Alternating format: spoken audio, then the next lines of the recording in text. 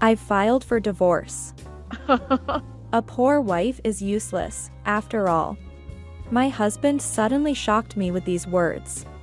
Moreover, while I was away on a business trip, not only did he file for divorce, but he also married his lover. Furthermore, my husband said, "You, a poor person, married me for my wealth, right? I won't fall for that. So give up any claim to the property, as if I married him for his money." When I confronted my indifferent husband, who had always treated me like a poor person and scorned me since our marriage, he started to unravel. Ultimately, he spiraled down to rock bottom. My name is Karen, 35 years old. My father passed away when I was in kindergarten, and since then, my mother raised me and my sister by herself. I was grateful to my mother, but deep down, I always wished I had a father. Of course, I didn't necessarily want a new father, but I always dreamed of living happily ever after with my husband, surrounded by children, though I didn't know how many we'd have. Life on just my mother's earnings was far from wealthy, but we were happy as a family of 3. However, the poverty I grew up with never left me, even after I started working and earning a decent salary. Even when I was single, my grocery shopping at the supermarket centered around discounted items, and I would stock up during sales if the items wouldn't go bad. Eating out was out of the question, and for meals alone, I wouldn't even buy convenience store bento. For drinks, I would bring tea in a thermos. Before I knew it, saving money had become like a hobby of mine. I married my husband, John, 4 years ago.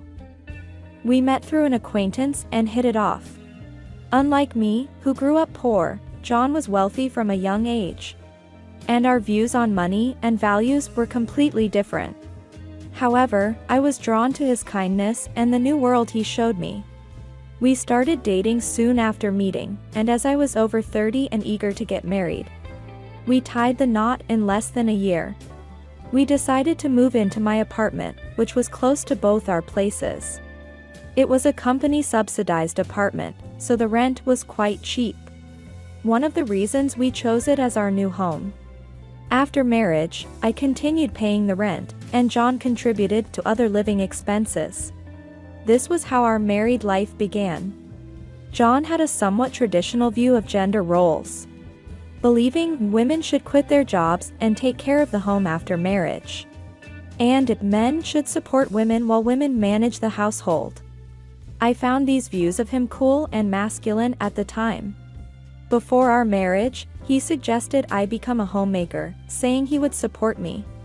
He probably thought of me as a domestic woman, good at cooking and cleaning, which made me happy at that moment. However, I loved my job and had important responsibilities at work. I didn't hate household chores, but being a full-time homemaker wasn't an option for me. If I quit my job and became a homemaker, we would have to leave this apartment, as it's company subsidized. Moving to a similar apartment would significantly increase our rent and moving costs. Honestly, John's salary wasn't that high. If we had children, our financial needs would increase, and I would inevitably need to keep working. Thinking about our situation, I decided to earn as much as I could while I could. And since I was paying the rent, I felt I needed to continue earning. I subtly brought up these points, including the need to move out of the apartment, in a conversation with my husband, John. This was probably the first time I contradicted his opinions. "Hey, about you wanting me to be a homemaker, I'll take care of the house. But can I continue working until we have kids? I want to save as much money as we can for now." Huh? Are you saying my salary isn't enough? Or do you just want more money to spend? It's not like that. Kids are expensive, and I want to save up for that. I can even use my earnings for our living expenses. It's better to have more money, right? Right. Your annual income is $15,000, right? It's not much, just enough for the rent, but it's better than nothing. It's better than lounging around at home. Alright, but don't slack off on the housework. 15,000. Yeah, but thank you. I'll keep working until we have kids. Of course, I'll take care of the house too. Though I felt uneasy about some parts, I managed to convince him to let me keep working. But in hindsight, this might have upset him. Balancing work and household chores was harder than I expected. My days were incredibly busy. I was a full-time employee, not part-time. I woke up early to prepare breakfast, lunch boxes for both of us, and to do some prep for dinner and tidy up the house. When I got home, I'd prepare dinner, heat the bath, and do laundry after John went to sleep.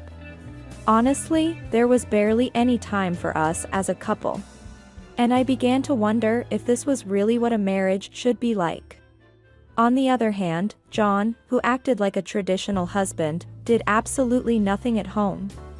He must have seen how busy I was with household chores, but he would just eat dinner, drink beer, and relax when he got home.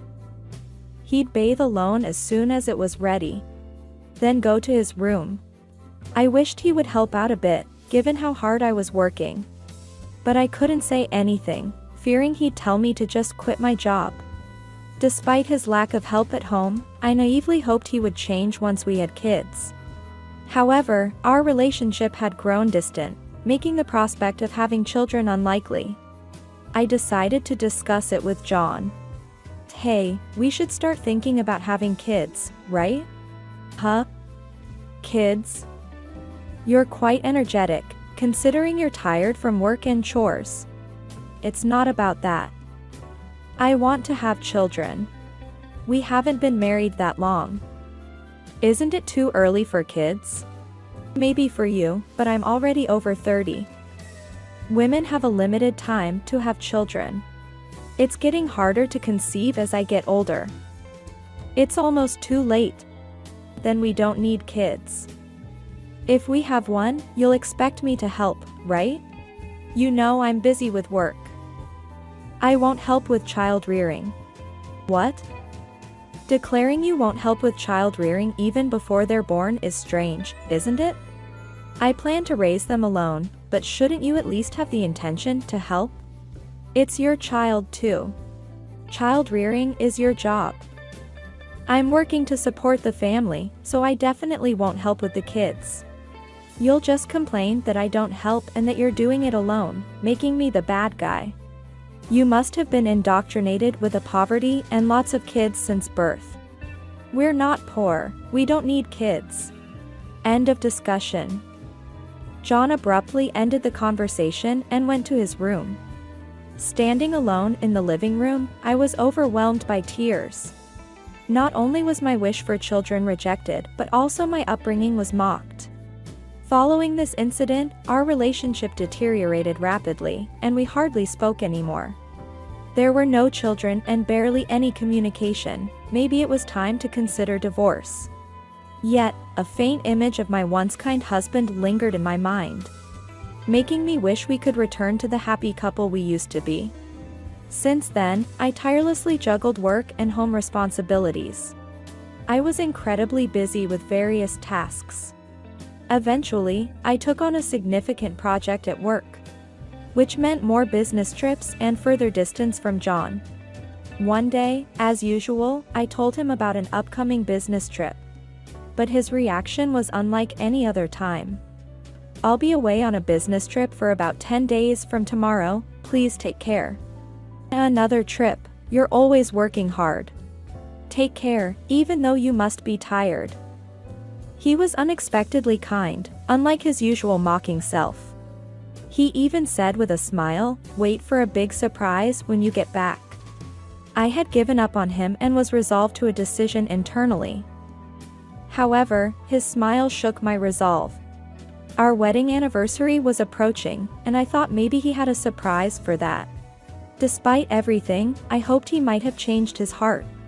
I even considered rethinking my stance if he had truly changed. However, my faint hope was shattered by a major incident.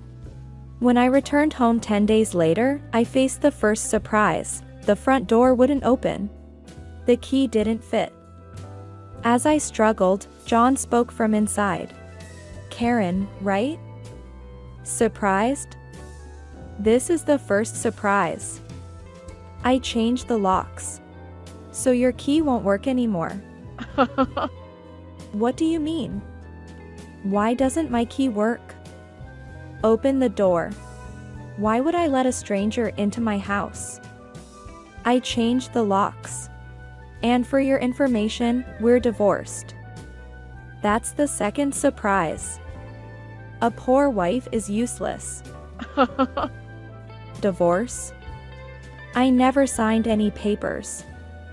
How could you even do this? I just forged your signature. I submitted it with a friend's name as a witness. So, you're a stranger now. Got it? Now understood. Then, we need to discuss property division, right? Right, property division. I have a document for you to sign. I'll let you in this one last time. John finally opened the door.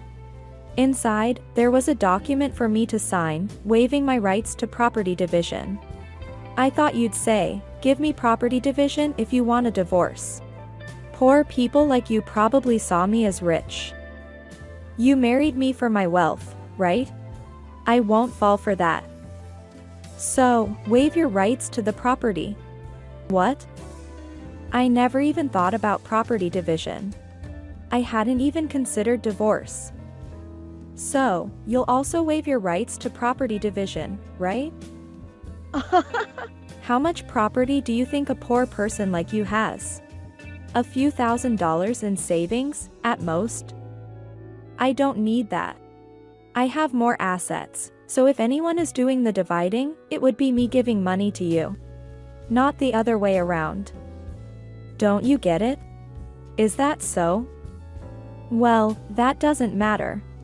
Let's change the document to reflect mutual renunciation of property rights and make it a public document. I retorted stubbornly.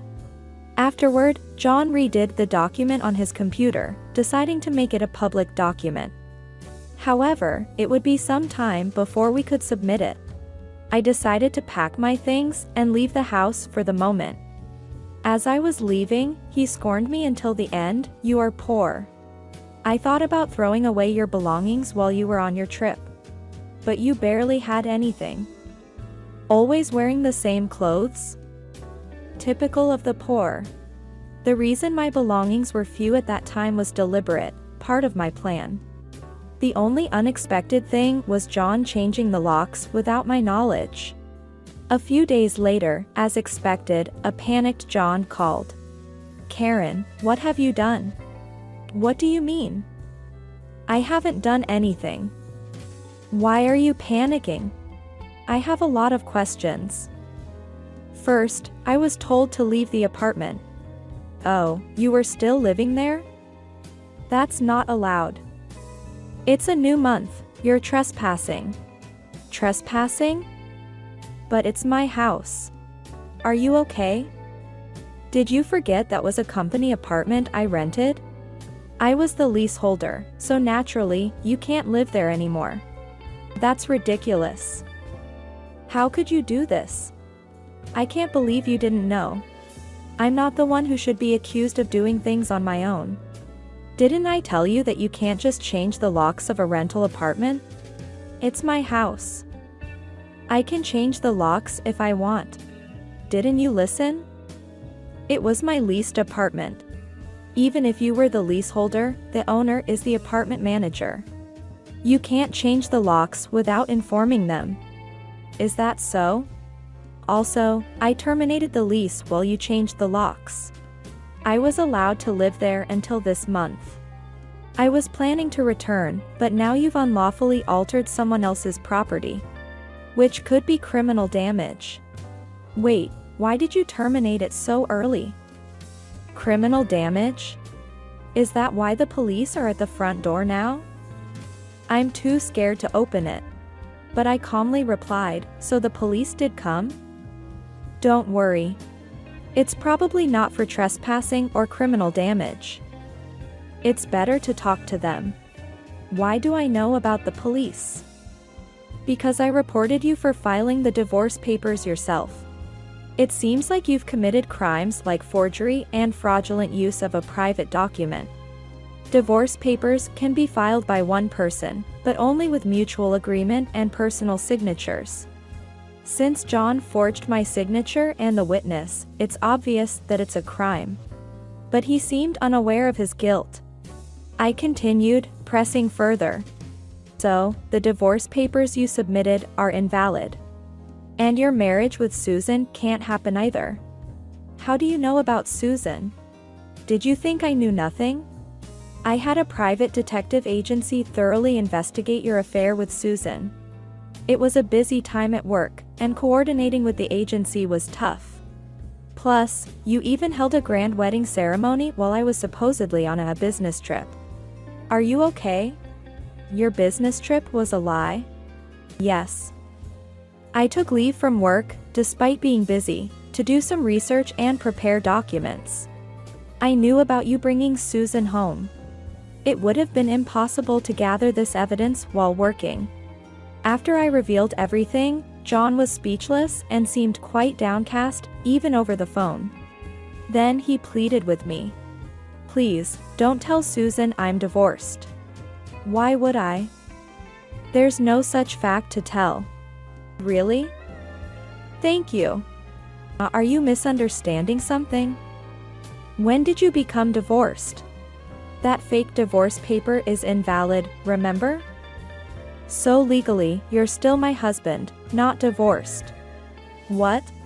So, since you committed adultery while legally my husband, Susan needs to pay compensation. I sent the demand for reparation to her house yesterday by express delivery. She didn't know you were married, right? Then, I can't withdraw the claim. At this point, I already knew Susan believed John was single. But I deliberately sent the reparation demand. Susan hasn't contacted me yet, so maybe she hasn't received the letter. It should arrive soon. Should you be on the phone with me when you also have to deal with the police? You're busy. I'll ignore the police. I won't be arrested. I'm going to Susan's house now to get the letter back before she or her family can accept it. He then hung up. He probably went straight to Susan's house to wait for the postman at the front door. I knew it would be futile because the letter was sent as registered mail to Susan only. Even if he waited for the postman, he couldn't receive it. A few hours later, a dispirited John called me. According to him, there was an incident when the postman arrived. Finally.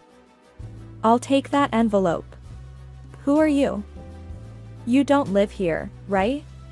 I'm practically a resident here since I'm married. I have the right to receive the mail.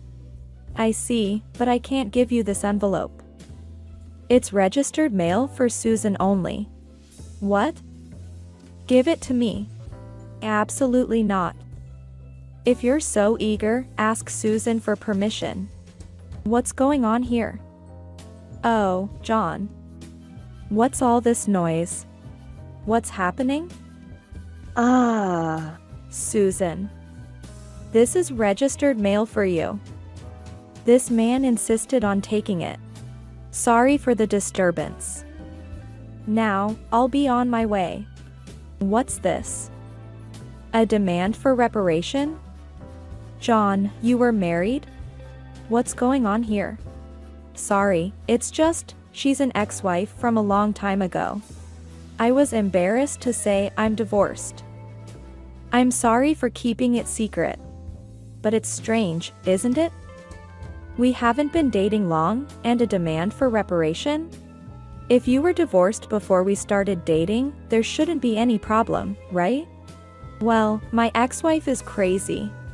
Maybe she's demanding reparation out of spite because I got married. That was the excuse he gave. But such a lie was quickly exposed. The envelope included a letter I wrote along with my contact information. So Susan called me directly. In that call, I told her about the affair, the invalid divorce, and that they had a wedding ceremony while he was still married to me.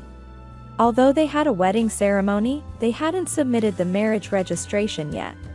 John wanted to submit it on Good Couples Day, so it was still pending.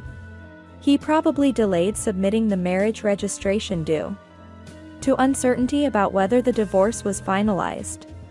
After being exposed, John fled from Susan's house and, shamelessly, contacted me again.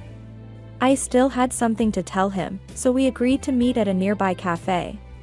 As soon as I arrived, John said, "Karen, please, withdraw the reparation claim. Let's pretend we've been separated for a long time and officially divorced now. I can apologize to Susan for being secretly divorced and maybe cover it up. You think I'm desperate to stay married to you? I was going to file for divorce anyway. But since you cheated, you'll pay reparation. Just trying to extort money from me, huh? Typical of the poor. You have such a poor heart. You're talking nonsense. Depending on my answer, everything can change. There's still an option where we don't divorce. If I say no, you can't reject it, meaning you can't marry Susan.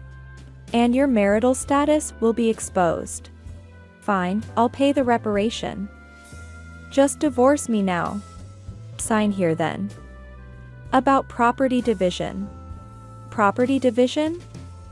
How much more do you want to take from me? Reparation should be enough. Remember, we agreed to waive property division, right? So let's make it official. Alright, you're not as bad as I thought. Thank you. We then went to a public notary, made a public document for reparation and property division.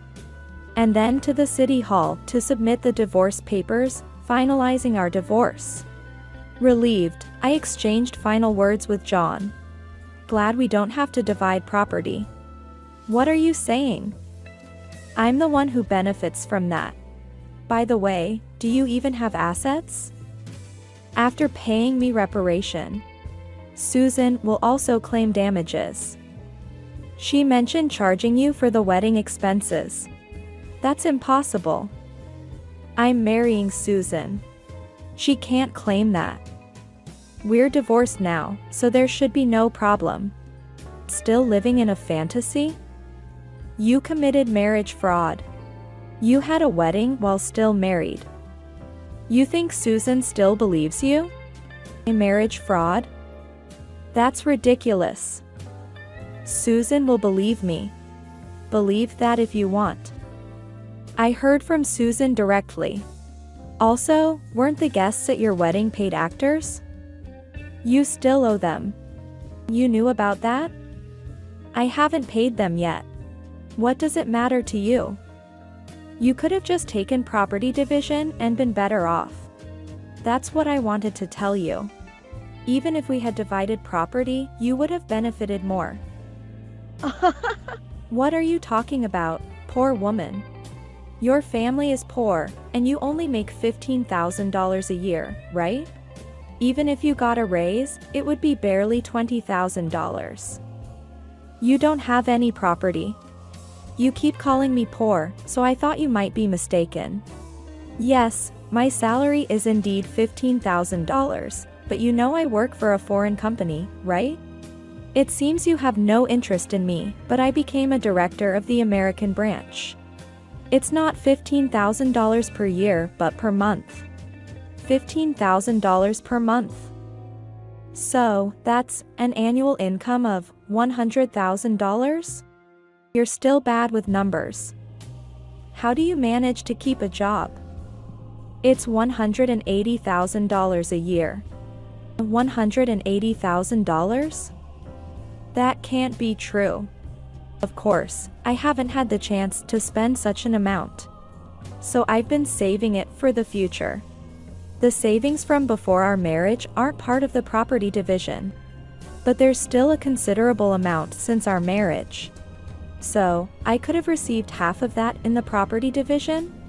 You were my destiny after all. I'll get the divorce papers corrected. Are you okay? After all the contempt, you think I'd gladly undo the divorce? If you have that much money, you don't need to claim reparation, right? It's just a small amount for you. He who laughs at 1 cent will weep for 1 cent. This reparation is for the mental anguish you caused me. I'd like to claim more, honestly. And since we've made it official, make sure to pay it, even in installments. I'll be penniless. Also, don't go back to that apartment. Your belongings should have been moved to your parents' house by now. You thought I had few belongings, but that was because I had already moved most of them. Were you that indifferent to me? I can't have so little. So, I have to go back to my parents' house. They don't know anything yet, do they? Let me explain, don't say anything. I've already told them everything. It's only right to explain why we're divorcing. Oh, and your father said, don't ever step over our threshold again. So, I have nowhere to go. He collapsed, and I left the cafe. Later, I heard he caused trouble at the police station. Despite my advice, he went back to the apartment. He sat there aimlessly in the empty apartment until the manager called the police. And he was taken away. I'm not sure if it was for obstructing public duties, trespassing, or for the falsified divorce papers. Eventually, his parents took responsibility for him. After talking with me and learning about Susan, they decided that apologizing and paying damages to Susan's family came first. They went to Susan's house to apologize, kneeling in front of her family. They settled everything without pressing charges for marriage fraud, even paying for the wedding expenses. I had expected them to sue, so it was disappointing they didn't. So, I decided to pursue legal action against him for forging the divorce papers. John offered a settlement, but I didn't withdraw the lawsuit. I didn't want him to think everything could be solved with money. I wanted him to be convicted and understand the gravity of his actions, even if it cost time and money. I left everything to my lawyer, so it wasn't too burdensome for me, even though it took time. John, exposed for his actions and the marriage fraud at his company, couldn't stay there anymore. After being detained by the police and subsequently absent without leave, he was eventually fired. He ended up living at his parents' home, working all day at a relative's construction company. His father took all his earnings, leaving him with no income. I thought his parents wouldn't abandon him, but they were stricter than I expected. They paid my reparation and Susan's compensation, planning to make him work like a horse until he repaid everything. He lived in a shed-like place with no electricity, receiving only $5 per day for food, deducted from his salary. They plan to disown and kick him out once he's repaid everything, a harsh fate after years of hard work. I was offered a position at the head office abroad, so I moved overseas after the divorce was finalized. I worried John might come to me for help or harbor resentment, but moving abroad alleviated those concerns. I thought work would be my partner for a while, but soon I found a new relationship. I'm now dating a foreign executive at our head office, and I'm pregnant with plans to marry soon. I told him everything about my past and my ex-husband, and he's understanding. I'll take maternity leave and plan to return to work later, supported by him. He's enthusiastic about taking paternity leave and co-parenting, showing a different cultural perspective. After being tormented by my ex-husband, I finally feel I'm grasping true happiness and confidence in building the happy family I always dreamed of. Many suffer due to selfish spouses. While divorce isn't always the right choice, enduring silence isn't a virtue. It's important to know that honest discussions can lead to resolutions. And sometimes divorce is a necessary option.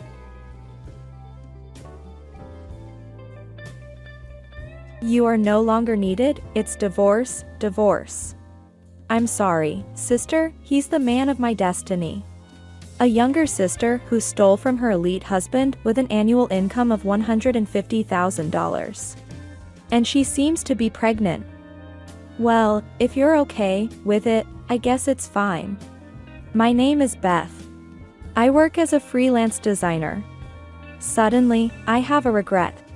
That is, marrying my current husband, Victor, who has a terrible habit of cheating.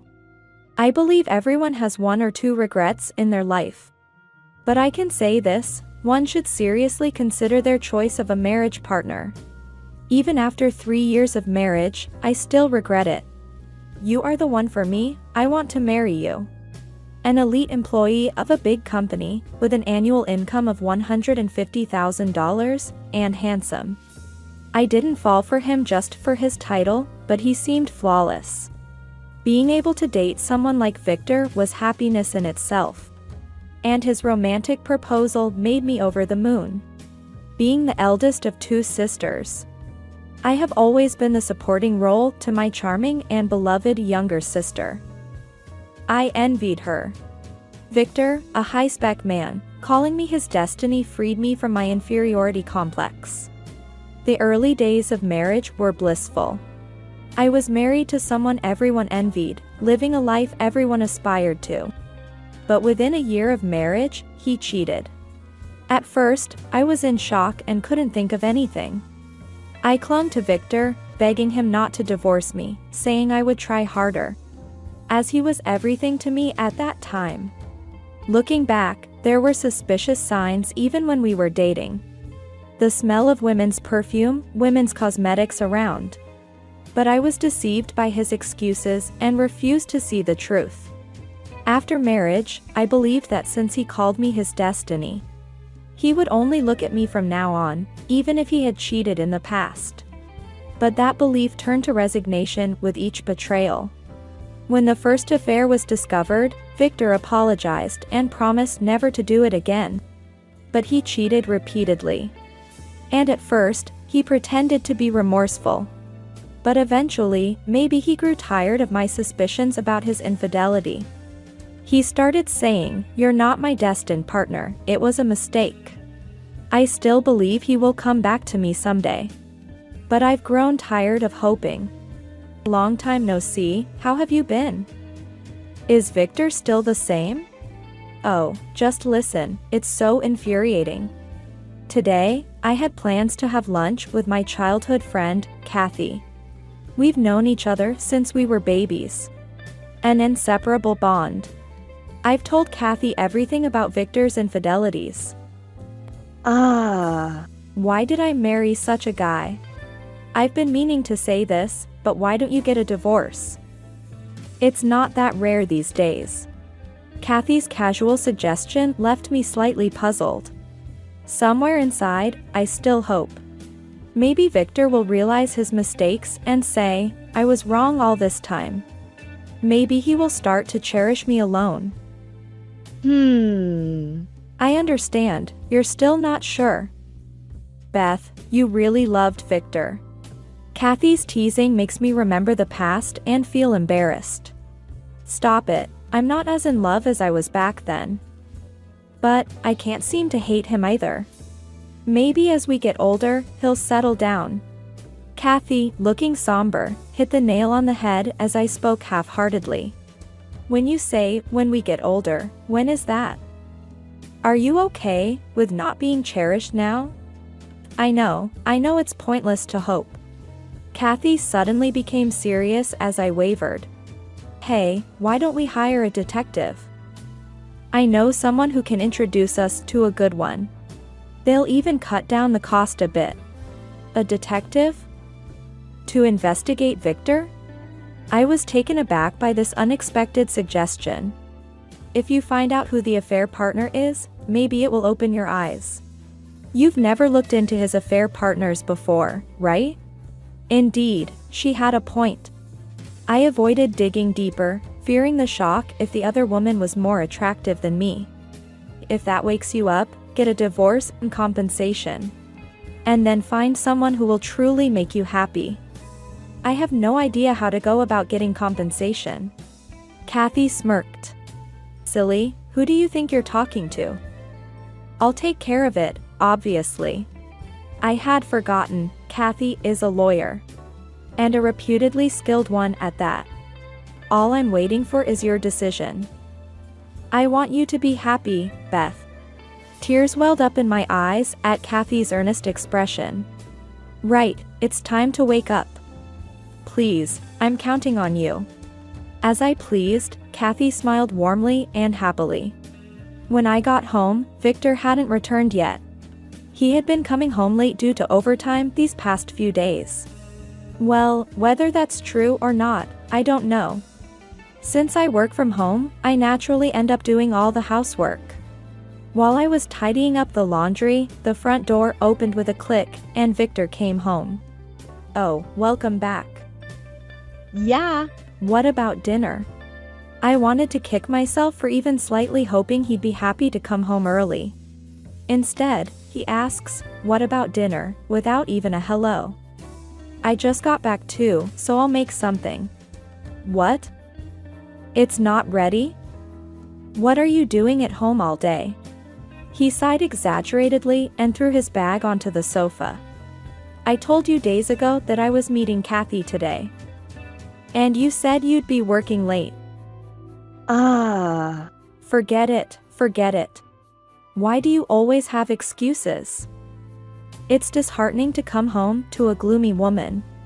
I work hard and come home to no dinner? Really, why did I even marry someone like you? Forget it, I'll eat out. He left immediately after his rant. I felt numb, no tears, just a sense of emptiness. Why is it hard to let go when this life feels meaningless? It infuriates me that he acts like he's the only one working. It's been like this since we got married. He used to brag about his high income, saying things like, it's nice for you.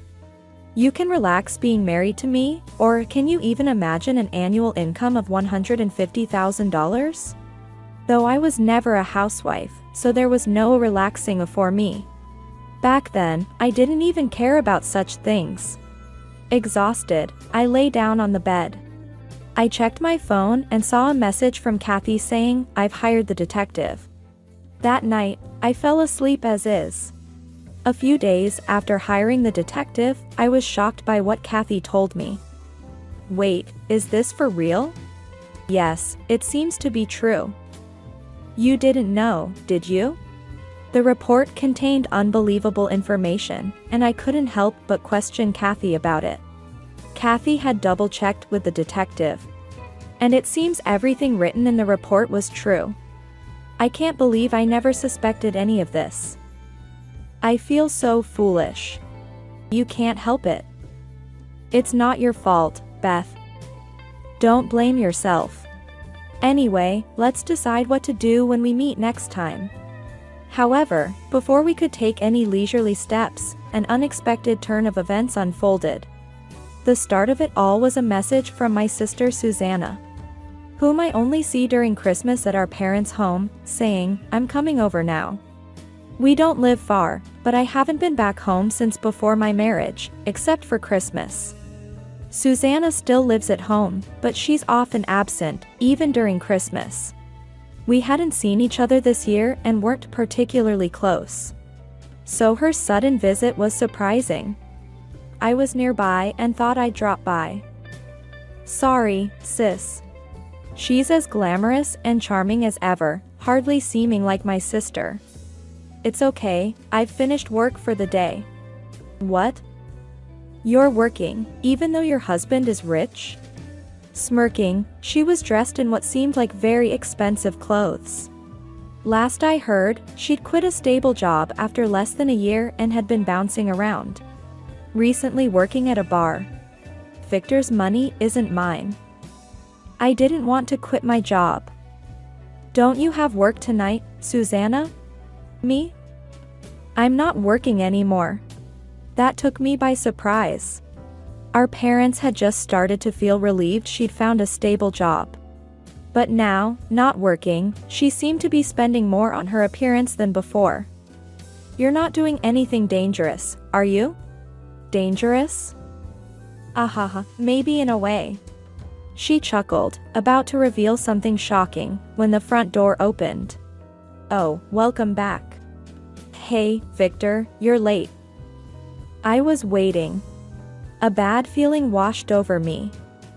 Were Victor and Susanna that close? Sorry. Have you told her yet? Not yet. I wanted to wait for you. It would be too sad for my sister to hear it from me. I was struggling to keep up with this unexpected turn, but I knew it wasn't good. Their demeanor was like that of a couple. Beth, I want a divorce. I can't do this with you anymore. Wait, you're cheating again? And with my sister? What are you thinking?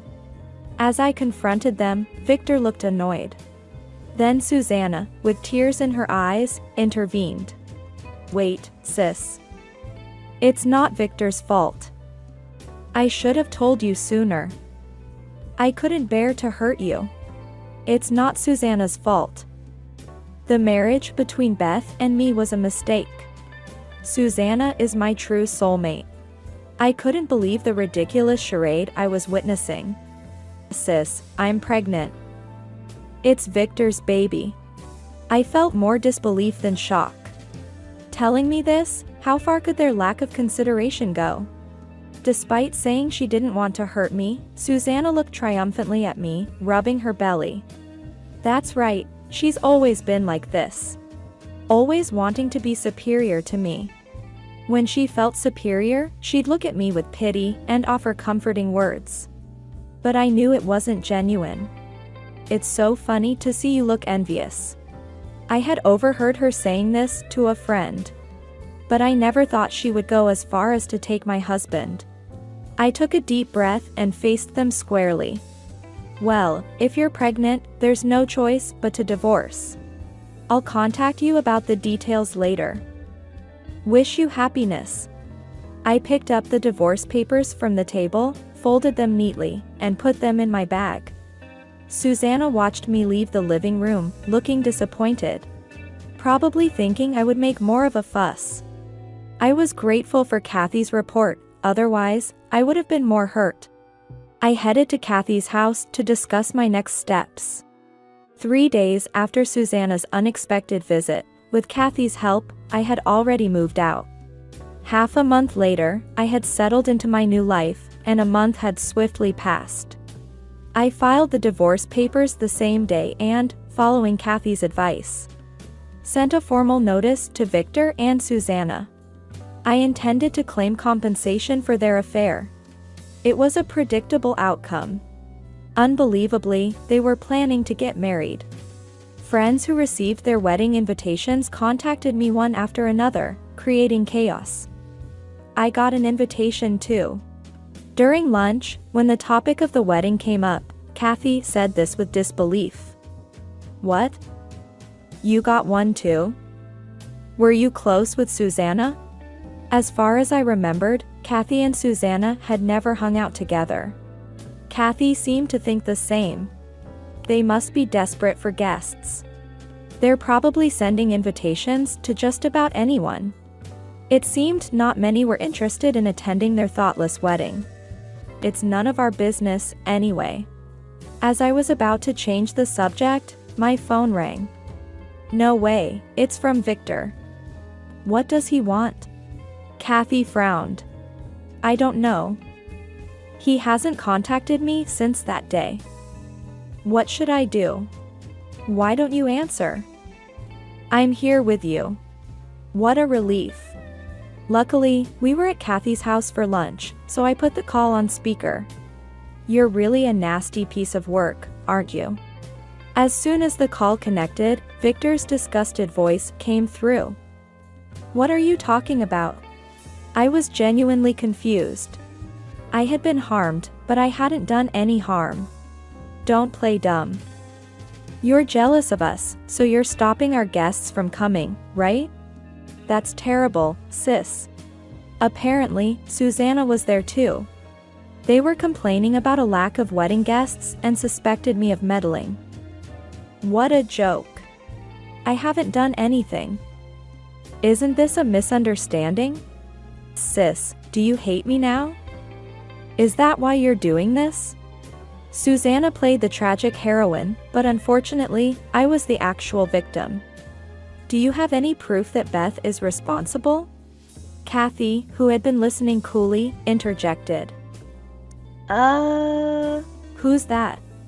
It's Kathy. I received an invitation to your wedding, but unfortunately, I'll decline. I have no intention of celebrating such an unreasonable couple. Kathy said this firmly, and I nearly burst out laughing. Sis told you not to come, right? That's mean. Oh, didn't you hear? I said I have no interest in celebrating you too. I don't want to waste my time on such indecency. I couldn't help but laugh out loud this time. Victor was making noise in the background. What's so funny? You've ruined our wedding. No offense, but I really haven't done anything. I've been getting a lot of messages from people saying I'm disillusioned with both of you. It's indecent. Victor seemed shocked by my words, muttering, "What, really? I'm fed up with this nonsense and have no desire to talk to them again. Yet they keep bothering me, thinking I'm bitter and jealous." I decided not to hold back any longer. Victor, Susanna, it's okay. I'm actually rooting for you. Supporting each other despite imperfections is not easy, you know. My sudden cheerful tone seemed to unnerve them. And there was silence on the other end of the phone. Susanna, I'm sorry I misunderstood you. Thinking you treat your partners like accessories, just to decorate your own life. Speaking gently, Susanna replied with confusion. What are you saying all of a sudden? You're just jealous, right? That's so petty. Yes, but Victor is your destiny, right? As I questioned again, Susanna continued triumphantly. Yes, Victor really cares for me. You couldn't handle him, but I will always support him. I wonder who she thinks is responsible for the divorce. She's always been audacious, and that probably won't change. So, have you registered your marriage yet? What? You think you still have a chance? We're already registered, of course. You've already filed for divorce, haven't you? Stop clinging to Victor. Susanna's triumphant tone suggested she truly believed Victor was perfect and that I was still pining for him. Who's really the bad one here? Oh, so you're prepared. Since you're not working, Susanna, you can't spend money like before. You'll need to help pay off Victor's debts. There was a moment of incomprehensible silence before Susanna whispered. Debts? Yes, $20 million isn't an amount you can repay easily. You need to be frugal. You're supporting Victor, right? I heard rustling. Victor must be panicking. Without giving them a chance to interrupt, I continued. And Victor, make sure you support Susanna. I heard from a friend you were worried about whose child it might be. I appreciate you deciding to stand by Susanna. She must be feeling insecure, but if you're the father, the child will surely be happy. Their confusion was evident in the silence. Unperturbed, I delivered the final blow. Both of you are meant for each other, supporting one another as destined partners. It took them a while to grasp the situation. The silence lingered, then suddenly grew noisy. Debt? $20 million, that's a lie, right? And the child, it's mine, right? Of course, neither was a lie. Just a few days before Susanna came over, Kathy had informed me about Victor's $20 million debt. I was shocked when I found out. The debt was due to Victor spending money on affairs, gambling, and paying compensation for several affairs with married women. I was still waiting for the report on Victor's affair. So learning that Susanna was the other woman was a shock. But knowing this fact made it easier for me to accept the divorce and not fall for Susanna's provocations. I couldn't thank Kathy enough. As for Susanna's baby, I learned about it from a friend who called about the wedding invitation. She seems to be pregnant, but no one knows whose child it is. Please help. My friend confided, worriedly. Apparently, Susanna had relationships with several men before getting involved with Victor. and the baby could be one of theirs. Of course, there's a chance it could be Victor's child. But considering the timing of the pregnancy, the likelihood seemed very low. Then, please take care of the compensation matter as well. I hung up quickly before they could start arguing again. There was no callback. Probably, they were busy casting doubts on each other. Bad luck just dropped out of your life, 2 at a time. I couldn't help but laugh back at Kathy's sly grin. Sometime after that call, my mother from my hometown contacted me. I had been avoiding contact with her, fearing she would worry, but surprisingly, Susanna and Victor had shown up at my parents' house together. Ignoring my confused parents, they seemed to have asked for help with the $20 million debt. When my parents said it was impossible to pay such an amount, Susanna showed them the formal notice Kathy had sent, claiming, "Victor deceived me, and now my sister is spitefully demanding money from me." Of course, the notice explained why I was claiming compensation from Susanna. Upon reading it, my parents seemed to grasp the situation. My father, furious for having underestimated me, scolded Susanna and then lost it and punched Victor. I don't know whose child Susanna is carrying. There are several men who could be the father. I am the one who's been deceived. Victor, probably feeling unjustified after being hit by my father, ended up revealing everything. Utterly fed up, my parents refused to deal with their troubles any longer, kicked them out, and declared disownment.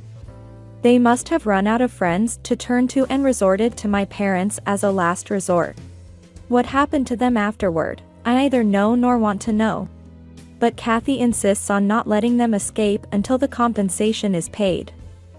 She's too reliable. My mother was worried about me, but I'm fine now. I have a strong and supportive best friend. If there's a new love in my future, this time I won't be deceived by appearances. I want to build a warm home with a wonderful person who truly cares for each other. But preferably, someone handsome and kind would be nice.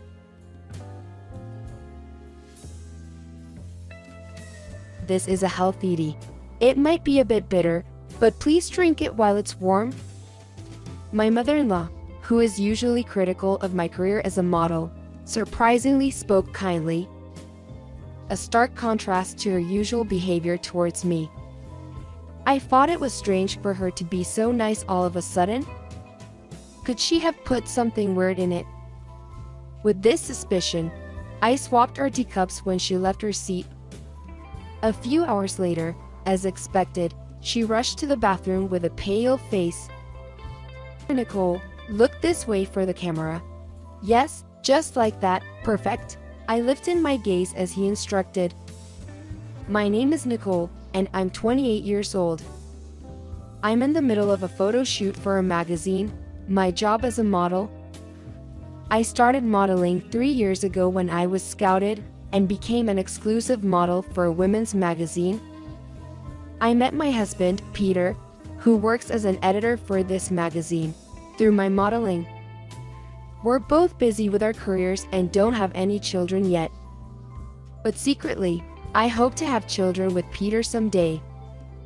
"Nicole, great job today.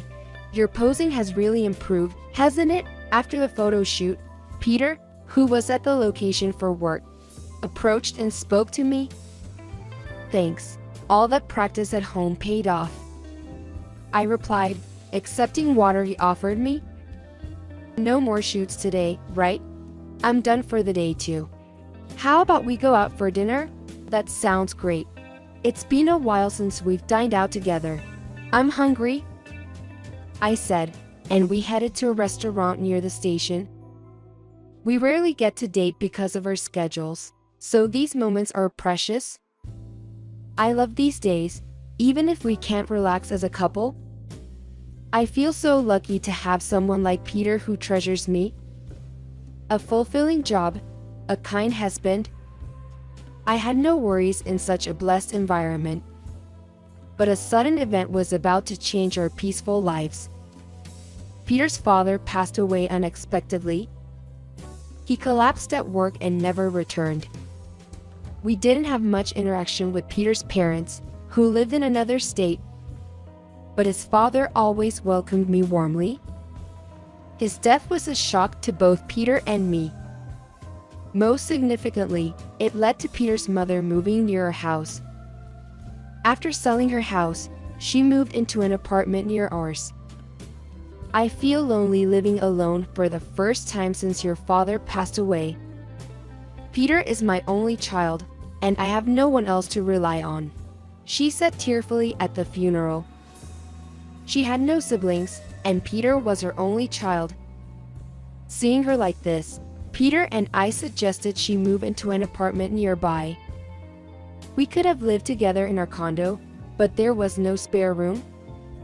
She wanted to live with us, but when Peter mentioned the lack of space, she reluctantly chose the closest apartment. She seems to dote on Peter, her only son, and can't be firm with him. I had never been closely involved with Peter's parents as they lived in another state, but I thought things would be fine since she cares so much for Peter. I had no concerns about her moving close by. But soon, I was to learn about her unbelievable nature. 2 weeks after she moved nearby, I was already exhausted. She would come over and announce almost every day, "It's fine when Peter is home. We just have coffee." But the problem arises when it's just me. My mother-in-law seems to disapprove of my modeling career, always suggesting I should quit. "Nicole, you, a model? You're not even that pretty? I bet you just use Peter's connections. Stop relying on my son's kindness and find another job." I started modeling because I was scouted. I don't rely on connections, I replied. At that, my mother-in-law frowned and got annoyed. "Scouted, huh? Bragging, are you? It's pointless to try to one-up me. I was scouted by the entertainment industry when I was younger, but I wanted a quiet life, so I turned them all down. I'm not attention-seeking like you." She turned away, seemingly irritated. I just wanted to clear the misunderstanding, not to boast. My mother-in-law is indeed beautiful, and she must have been even more so when she was young. She always dresses fashionably and wears bold makeup. Anyway, someone as plain as you doesn't suit modeling. Quit right now. Now I'm really in trouble. She seems to see me as an enemy. I decided to talk to Peter about it. "Your mother thinks I'm modeling because of your connections and keeps telling me to quit and find another job. Can you clear up the misunderstanding?" I said this at dinner, and Peter sighed heavily. "Mother, ha. I was hoping her being reasonable would last. But it seems it's come to this." His tone suggested he knew this would happen, which surprised me. "What do you mean?" "Mother-in-law, well, Mother used to aspire to be a model, but she couldn't make it and gave up, marrying Dad. She's always been proud of her modeling ambitions. So I think she's jealous of you actually being a model." I tilted my head at Peter's words. "But your mom said she turned down all the scouts." When I asked, puzzled, Peter responded with an air of exasperation. "I've never heard such a story. She's probably lying because she's bitter. Plus, she's quite attached to me. I guess she dislikes the idea of my wife being a model even more. But why now? She was never harsh to me before. Because Dad was around before. He was a straightforward man who wouldn't tolerate any mistreatment or bad-mouthing. Now that he's gone, she's lost her restraint. I'm sorry, Nicole. I'll talk to her." Peter apologized, looking guilty, but I shook my head. "You're not to blame. Don't apologize. You know I'm strong-willed, right? I won't be defeated by some insults in the competitive world of modeling. Don't worry." "Nicole, thank you. If anything else happens, tell me right away." Peter called his mother right after dinner and seemed to have sternly reprimanded her.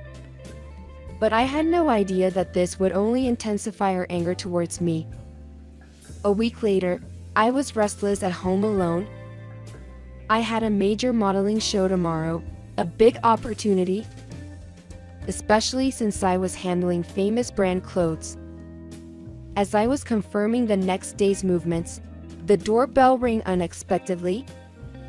When I checked the monitor, my mother-in-law's apologetic face appeared. I was surprised. She hadn't visited in a week. "What brings you here, mother?" I reflected on my actions after Peter scolded me.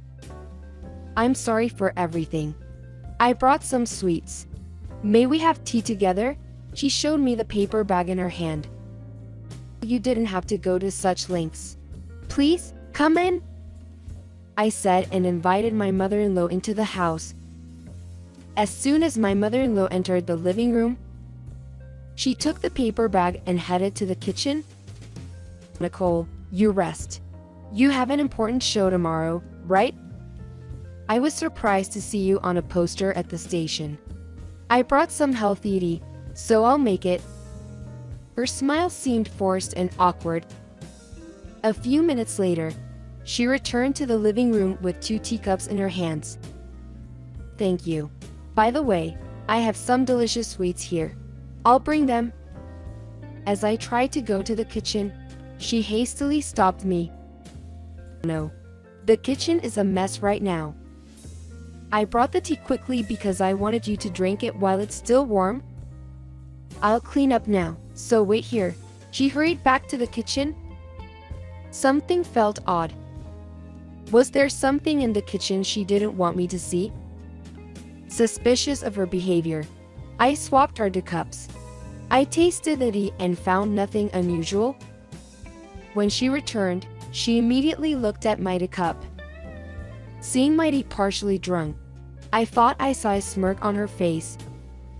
"Was there something in the tea? This tea is supposed to be very healthy. It might taste a bit bitter, but it feels good for the body." She sipped her tea with a smile. Thirsty from her rush, she drank more than half in one gulp. We chatted over tea, but nothing unusual happened. Maybe I was overthinking it. Feeling guilty for my suspicions, that's when it happened. "Oh, I need to use the restroom." She rushed to the bathroom with a pale face. After 10 and 20 minutes, she still didn't come out. I called out several times, but from inside the bathroom, all I could hear was a pained voice saying, "I'm okay." After 30 minutes, worried for her safety, I called an ambulance. "Mother, I've called an ambulance. They'll be here soon, so hang in there." I was worried, especially about the tea. But what could have been in it? When the ambulance arrived, I accompanied her to the hospital. After contacting Peter, he said he'd come to the hospital right away. An hour later, in the hospital corridor, the doctor called me into the examination room. "Her condition is stable, and she's resting now. You can relax." "Did she consume anything harmful before the symptoms appeared?" I shook my head at the doctor's question. "The last thing she had was the tea and snacks she prepared. I don't know more than that. Or maybe the snacks were spoiled. Since she's elderly, please be mindful of expiration dates. Once she wakes up, she can go home." After speaking with the doctor, I went to her room. Opening the door, I saw her sitting up. "Mother, are you feeling better?" As I approached, she glared at me. "You murderer. What did you put in my tea? I'll tell Peter about this." She suddenly yelled at me. "I didn't do anything. It was you, wasn't it?" As we argued, the door burst open. It was Peter. "Peter, you're here. Listen, Nicole put something in my tea." Upon seeing Peter, she started to cry. Then Peter quietly began to speak. "Why do you think that he was the cause of Mother's collapse? You haven't even spoken to the doctor yet, right?" His words made my mother-in-law look uncomfortable and evade eye contact. Well, what else could it be? Doctors said it might have been the snacks that were spoiled. Wouldn't that be the first assumption? The idea that something was mixed into the tea seems unrealistic. Peter calmly interrogated my mother-in-law, his demeanor tinged with anger. How could you? I thought you would be on your mother's side, Peter, my mother-in-law said tearfully, but Peter presented something to her. It was the paper bag she had brought as a gift. Why do you have that bag, Peter? Seeing the bag, my mother-in-law's face turned pale. I went back home after hearing Mother was stable. I left some important documents in my office bag and wanted to pick them up. That's when I found this bag and the 2 teacups. I looked inside the bag. Peter's words startled my mother-in-law. You looked inside the bag? Yes. You prepared this, right? Peter pulled out a plastic container with blue liquid from the bag. That liquid, what is it? Could it have been added to the tea? This is detergent, right? Why bring something like this just for tea? It's not true. It's all Nicole's fault. She planned everything. My mother-in-law denied it frantically. I'm not to blame. Nicole knew there was something in the tea and switched it. She's a murderer. Her desperate outcry seemed like a confession of her own actions. Peter muttered softly, I knew it, and glared coldly at her. Why did you do this? Nicole's life could have been in danger. What you did is a crime. Peter's anger made my mother-in-law shrink. But she's annoying. Using Peter's connections to model and being arrogant about it. Without any real talent, calling herself a model is laughable. She turned away defiantly. Nicole was scouted for modeling before we even met. Since then, she's earned her work on her own merit. And right now, I don't have the influence to make connections for her. When Peter spoke, my mother-in-law widened her eyes in surprise. Really? I thought Nicole was just boasting and lying. And I couldn't believe she could be on such a big stage tomorrow without any connections. Especially handling a famous brand. You knew about tomorrow's event. You mixed detergent to prevent Nicole from performing? Saying this, Peter frowned. Yes. Nicole doesn't deserve such a big stage. Even I, a beauty, couldn't become a model. So I wanted to ruin it. Hearing this, I shuddered. Such a selfish reason to mix detergent in my tea. Is she insane? Upon hearing my mother-in-law's words, Peter slowly began to speak. I'm sorry, but I have to disown you, Mother. Please don't involve yourself in our lives anymore. His voice was low and uncharacteristic of the usually calm Peter. His words surprised not only my mother-in-law but also me. Disowning me. Wait, there's no need to go that far. Besides, Nicole wasn't actually harmed, my mother-in-law cried out desperately. However, Peter shook his head calmly. To do such a thing to my beloved wife. I can't trust you anymore. Who knows when you might do something like this again? And what if we had children? What would you do then? Such a thing. I won't do anything anymore. And if you disown me, I'll be all alone. Do you think that's okay? My mother-in-law clung to Peter, but he coldly shook off her hand. You're not a child. You can survive on your own. If you didn't want to be alone, you shouldn't have done this.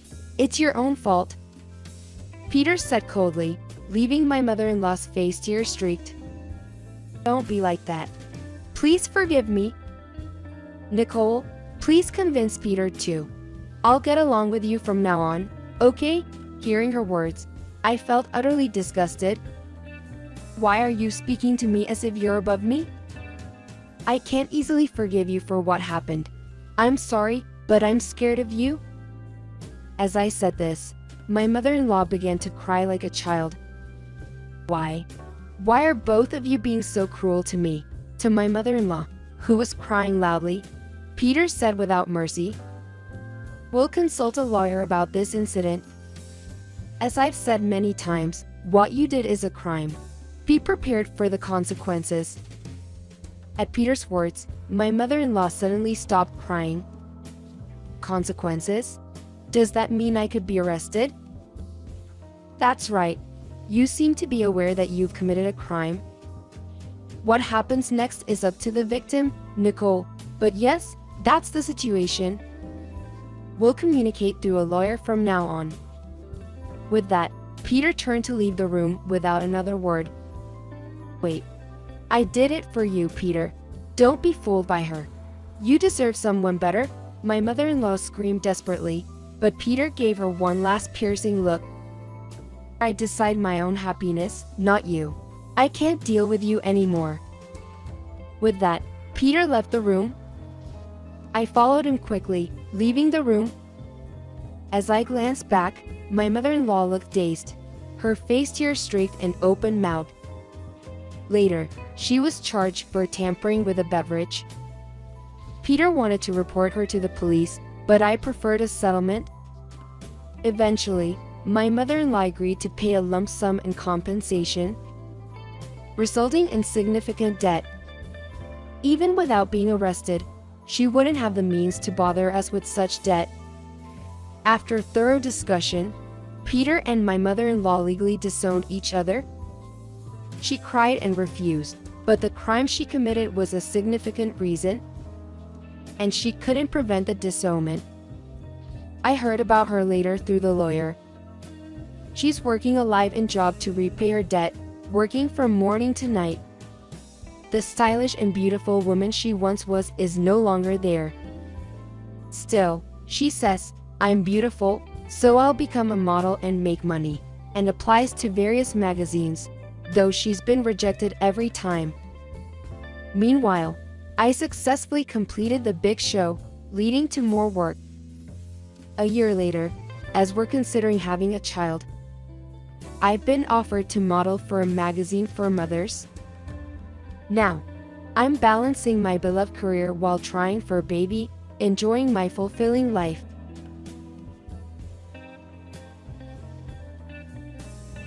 My name is Lisa, and I've been working as a researcher after completing my doctorate in graduate school. It's been 4 years since I married Adam, and we have been living with Adam's parents. Adam and I, both working at a top company, use the second floor room, while my in-laws use the first floor. We started living together in this 2-generation house 2 years ago. It didn't bother me much when we weren't living together, but ever since we started sharing our lives in this 2-generation setup, my mother-in-law began to bully me. She arbitrarily decides that I, working as a researcher, am lazy, and says things like, "Must be nice for Lisa. She only has to do what she likes for a living." And, "Using work as an excuse not to have children. How carefree." She says these things when my father-in-law and husband are not around, like nagging me. Indeed, I can't deny it. When we started living together, my mother-in-law said, "It's about time for children, isn't it?" I discussed it with my husband and told her that we weren't considering children yet. From that day on, it seemed she took it badly and began bullying me persistently. When I try to go out on my day off, I find my shoes, which I had prepared at the entrance, have been stepped on and dirtied by someone. But when I ask my mother-in-law, she just says, "I don't know. Don't blame others." On my days off, which are weekdays, it's just my mother-in-law and me. It's obvious that the only person who could harass me with my shoes is her. Even though she knows I have plans on my days off, she insists, "Make lunch before you go out." And when I do as told, she complains, "It's disgusting. Too salty. I might die. Go make it again." Even when I adjust the salt and try to make it bland, she complains, "It's too bland and tasteless." It seems she's dissatisfied with whatever I do.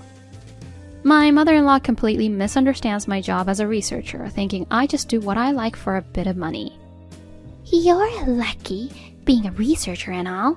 Your salary isn't that great, right?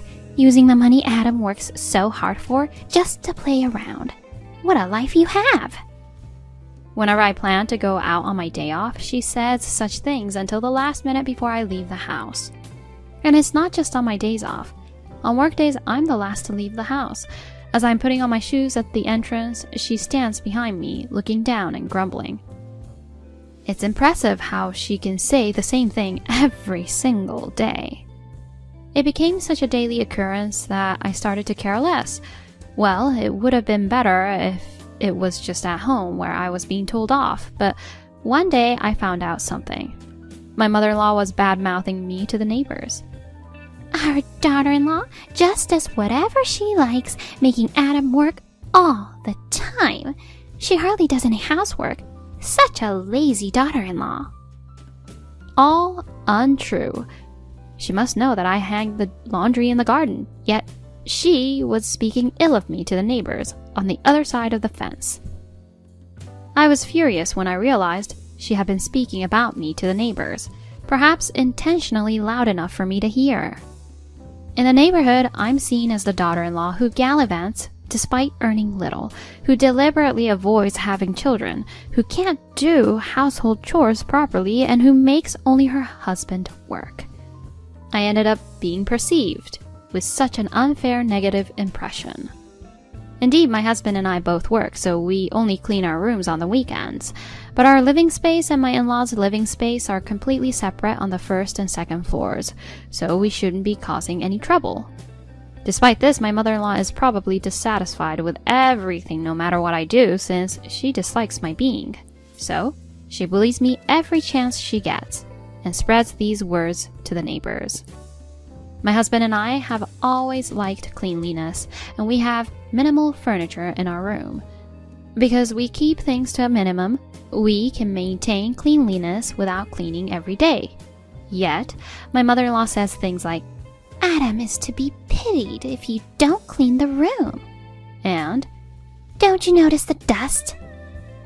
This made me wonder, why does my mother-in-law know about the dust in our room? When I subtly asked my mother-in-law about it, she clearly became agitated and insisted. I just happened to see inside your room on the second floor when I was cleaning the stairs. You have so much free time. You should at least clean properly. Our room is always closed, so it shouldn't be visible from the outside. But when I pressed further, my mother-in-law got angry and locked herself in her room, leaving the truth unknown. It seems that in my mother-in-law's eyes, her son, Adam, who graduated from a prestigious university and works at a top company, sets the standard. She seems to think I, a researcher, am not a good match for her son. Even though I work hard every day and earn a decent salary, my mother-in-law seems to want to label me as a lazy daughter-in-law, or a daughter-in-law who relies on her husband's modest earnings.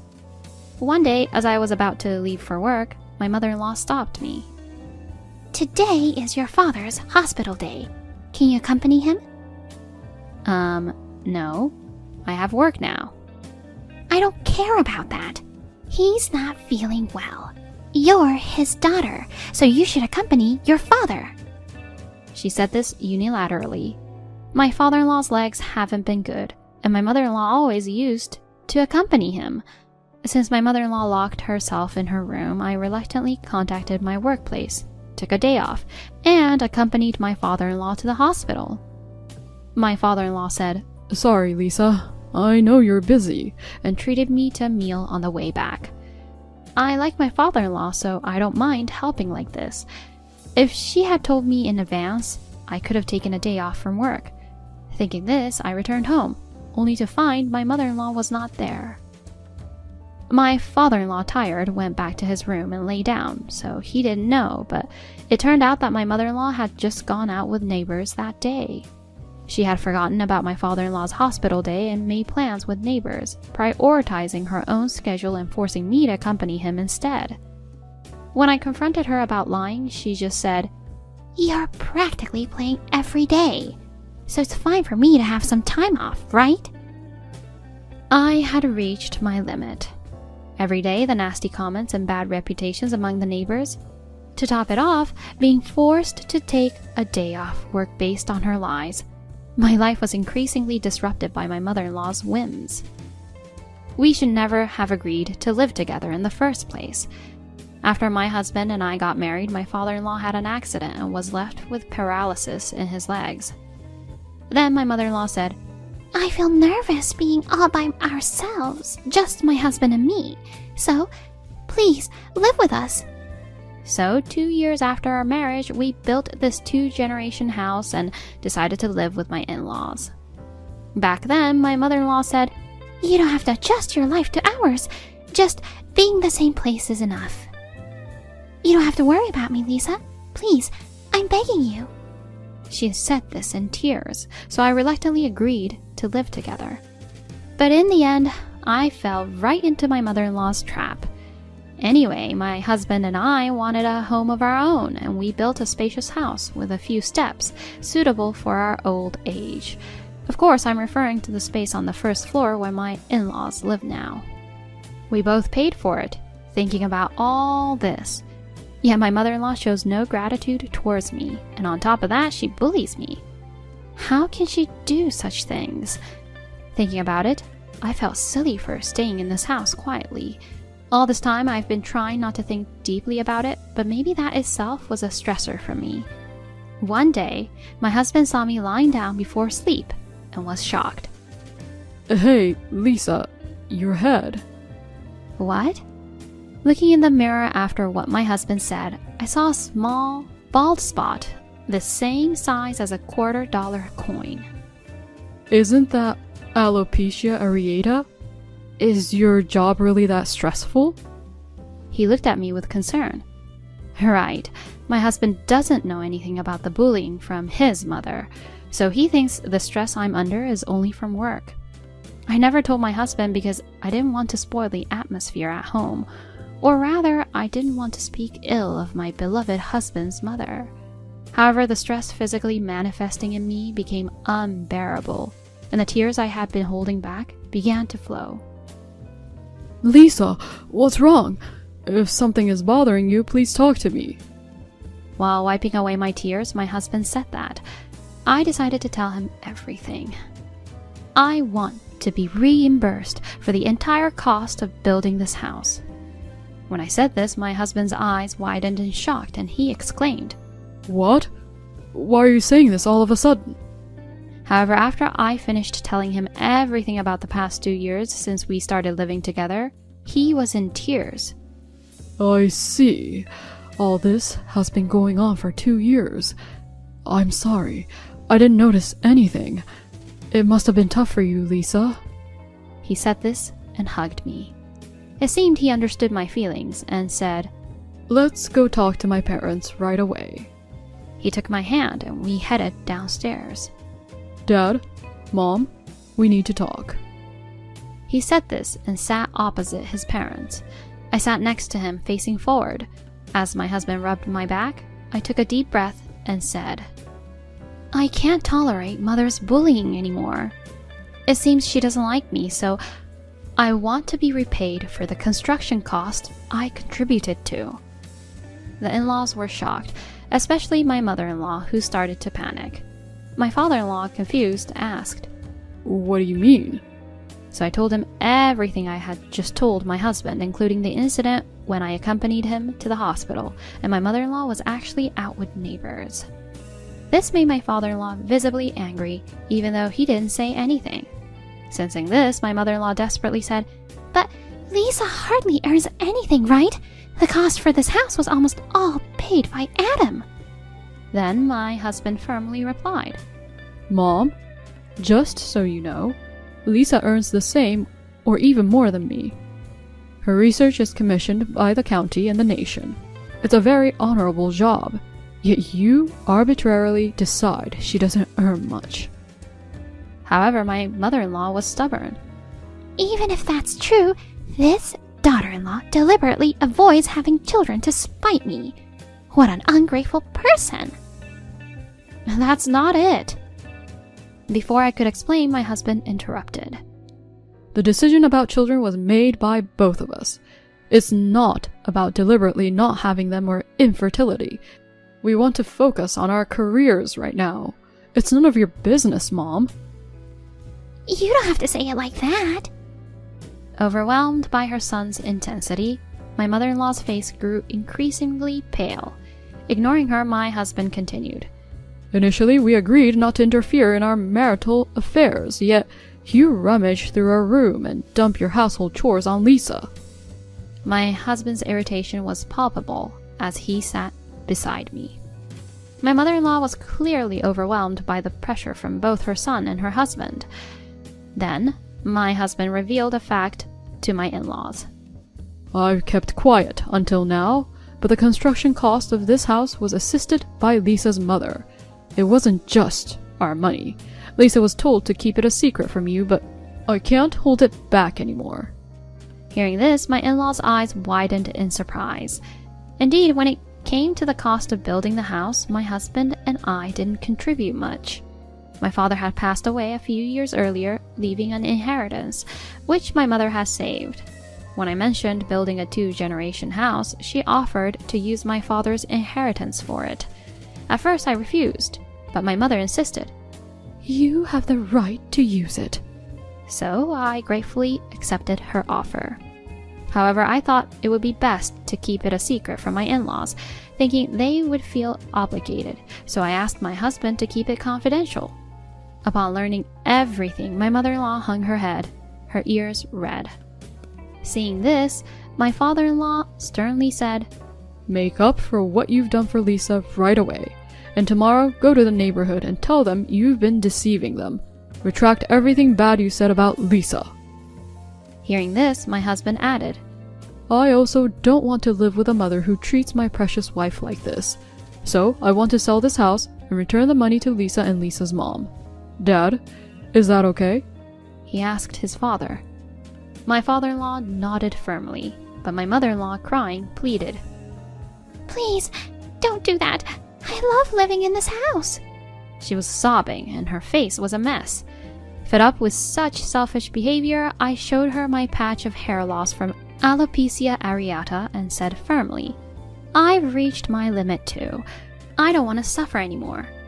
Even my typically unyielding mother-in-law fell silent and hung her head.